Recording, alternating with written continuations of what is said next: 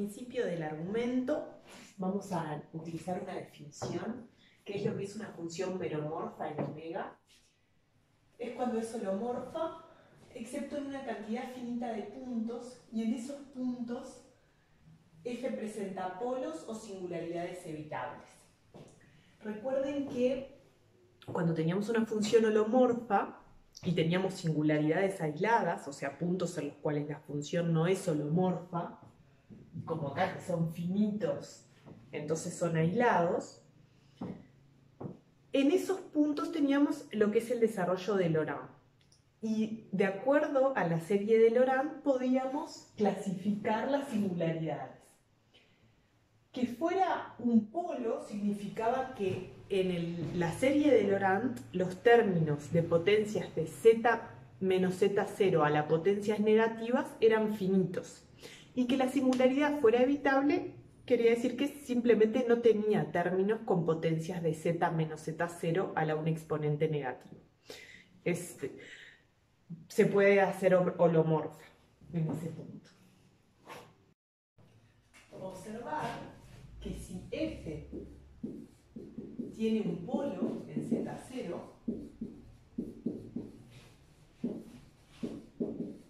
entonces podemos escribir, bueno, ya sabemos que f de z entonces es 1 sobre z menos z0 a la m más 1 sobre z menos z0 a la m menos 1, a sub menos m,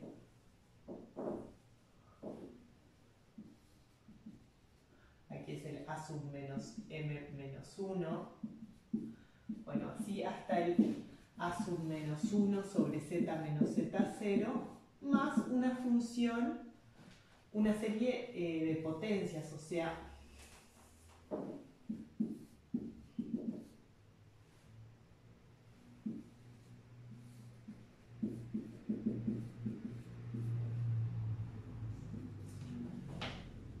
también esto cuando tenía un polo quiere decir que tiene finitos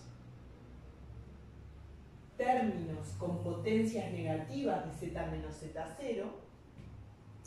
En este caso, m se dice el orden del polo.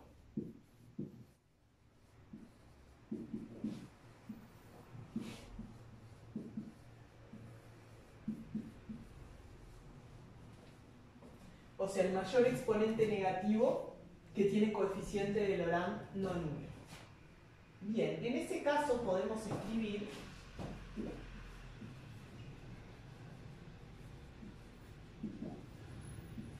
f de z como 1 sobre z menos z0 a la m por g de z, donde g de z es holomorfa en z0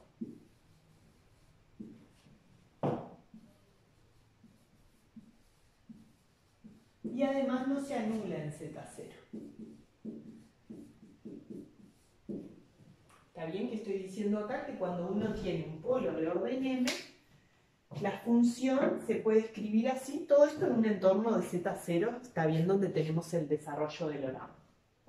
¿Por qué? Bueno, simplemente factorizando de acá 1 sobre z menos z0 a la m, obtenemos este resultado. ¿Está bien? Va a ir por a sub menos m, después por a sub menos m menos 1 a la z menos z0 a la 1, pero son todos, si yo saco esto de factor común, son todos potencias positivas de z menos z0, por lo tanto esta función es holomorfa y bueno, no se anula en z0 porque el primer coeficiente queda por 1. ¿Está bien? De la misma manera, si f tiene un 0 en z0, es decir, es una función holomorfa en z0, no tiene una singularidad, f en z0 vale 0, podemos escribir f de z como z menos z0 a la m por g de z, con g una función holomorfa en z0, tal que g en z0 es distinto de 0. De la misma forma, desarrollamos f en serie de potencias alrededor de z0 y factorizamos el primer coeficiente que tenga factorizamos la primera potencia de Z0 que tenga coeficiente no nulo. Y a partir de ahí queda otra serie de potencias, entonces obtenemos esta forma. Bueno, en este caso, M es el orden del cero. Entonces tenemos definido lo que es el orden para un polo de una función con una singularidad en Z0, con un polo en Z0, y también el orden de un cero de una función holomorfa en un punto Z0 donde la función sea nula. Bueno, y el principio del argumento entonces establece lo siguiente. Sea f una función meromorfa en omega con finitos ceros. Recuerden que meromorfa implica que tiene también finitos polos. Y gamma un ciclo homólogo a cero en omega. Entonces, 1 sobre 2pi por la integral en gamma de f' sobre f es la suma considerada en todos los ceros de f del orden del cero por el índice de la curva respecto al cero menos la suma en los polos de f del índice de la curva alrededor del polo por el orden del polo. O sea, acá MI y MJ denotan los órdenes de los ceros y de los polos. Es decir, que la suma de los ceros contados con su multiplicidad o su orden menos la suma de sus polos contados con orden multiplicado por los índices de la curva gamma alrededor de los ceros o los polos se pueden calcular utilizando esta integral.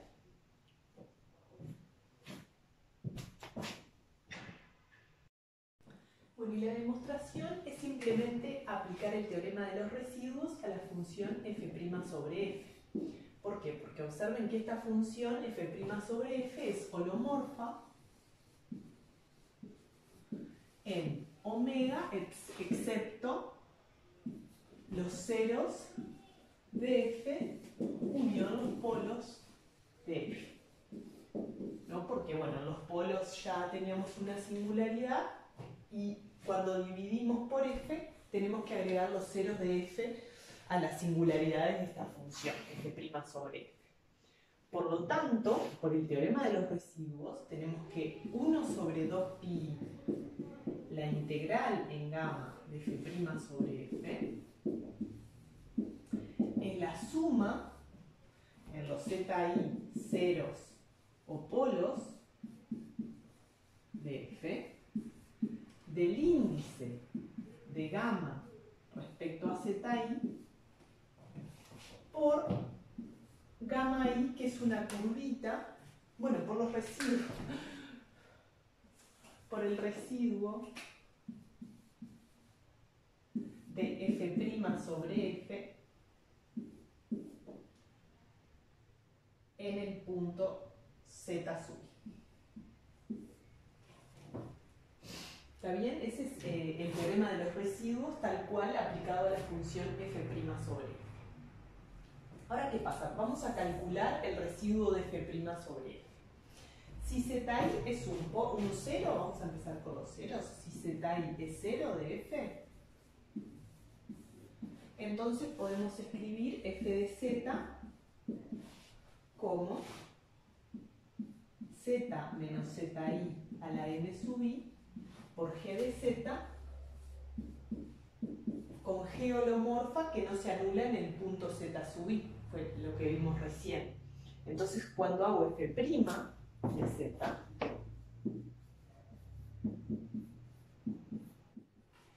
es mi por z menos zi a la mi menos 1 por g de z más z menos zi a la mi por g' de z. Bueno, pero cuando hago entonces f' sobre f,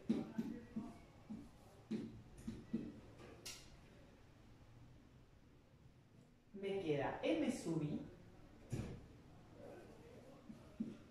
sobre z menos ZI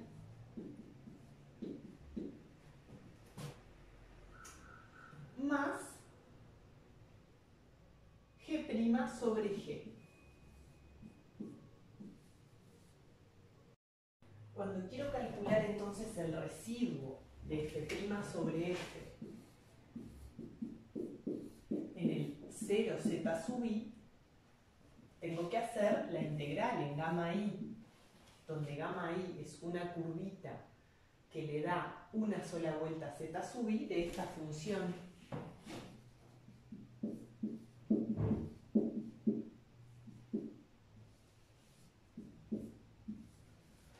Pero recuerden que esta G no se anula en ZI, o sea que esto es holomorfa en el disquito rodeado por gamma i. Esta integral se anula por el teorema de Cauchy.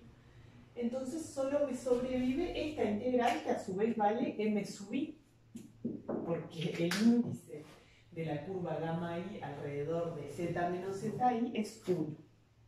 ¿Está bien? Y bueno, de la misma manera, para un polo, si zi es un polo,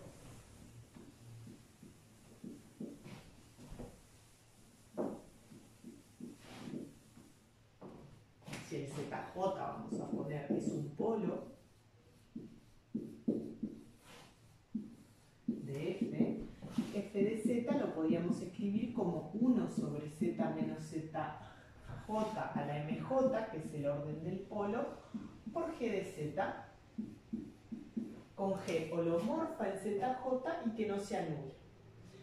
Entonces vamos a calcular f' de z, que es g' por z menos zj a la mj, menos mj por z menos zj a la mj menos 1 por g de z, dividido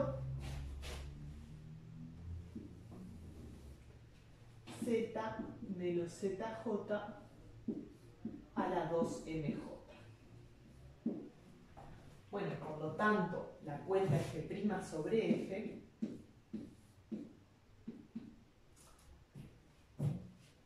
me queda g' sobre g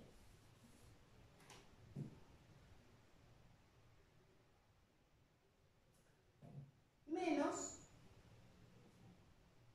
m sub j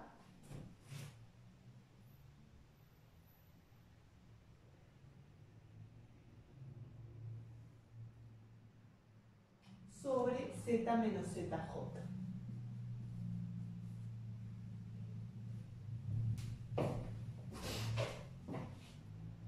Por lo tanto, el residuo de f' sobre f en el punto zj me queda la integral en gamma j de g' sobre g menos mj dividido z menos zj, y esto me da menos mj. Por lo tanto, recapitulando, obtengo el enunciado del teorema de los residuos. ¿Por qué? Porque teníamos que 2pi por la integral en gamma de f' sobre f de z era la suma en los z ceros o polos de f de los residuos de f' sobre f en el punto z,